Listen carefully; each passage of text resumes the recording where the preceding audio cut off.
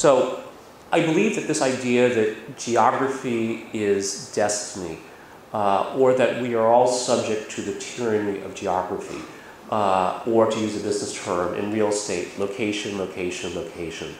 So what makes West Asia unique is that it is right in the middle of the Eurasian landmass between East Asia and Europe as well.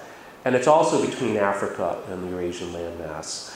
So it is centrally located. We can't avoid it, as much as many countries have wanted to do in the past. Whether any global power likes it or not, West Asia, the Middle East, must be a part of their planning, must be a part of their strategy.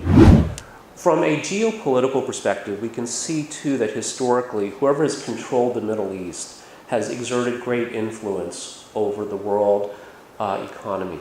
So whether that was thousands of years ago or even today, I think that is still true. So I think from a geopolitical perspective, it's a very important region. This is a region that it's important from a trade perspective, from an energy perspective. It poses multi-level security challenges. And for that reason, I think it has absorbed an inordinate, a very, very large amount of attention diplomatically, economically from the other global powers, United States, China, Russia, the European Union. So what does this mean for entrepreneurship? So with a lot of money, we see things like the Saudi Arabian Sovereign Wealth Fund providing $45 billion to SoftBank for its SoftBank Vision Fund, which has a total amount of capital under management of $100 billion.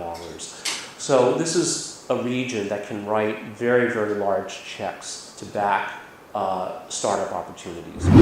On a smaller scale, there are also organizations like the Dubai Future Foundation, which is providing about $250 million to back a variety of game-changing startups, actually including one startup from our accelerator program.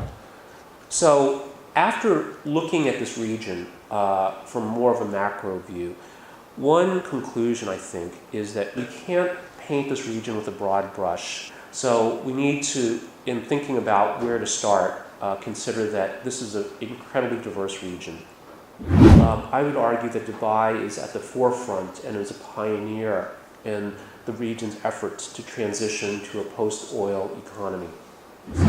And I think what also positions Dubai very well to be successful as a platform for global entrepreneurship is that most of its revenues actually do not come from oil, but come from this so-called tertiary sector. And in the tertiary sector, I think there is a premium on knowledge and information. So in this sense, I think Dubai is uniquely well prepared to benefit from the integration of the Belt and Road initiative. Now, what about Dubai and China?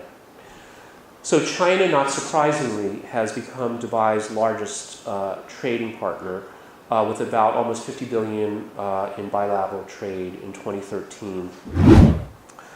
So in conclusion, whatever you're doing, whether you're in international relations, you're in economic analysis, you're an investor, or even if you're an entrepreneur but you have a global vision, West Asia, the Middle East, according to traditional metrics, is too important to ignore. However, efforts at creating this post-oil economy could give West Asia, and in particular places like Dubai, a leadership opportunity globally in innovation, whether that's in healthcare, agriculture, financial services. This is all incredibly exciting if you're Chinese or you're in China or if you're in West Asia. Thank you very much.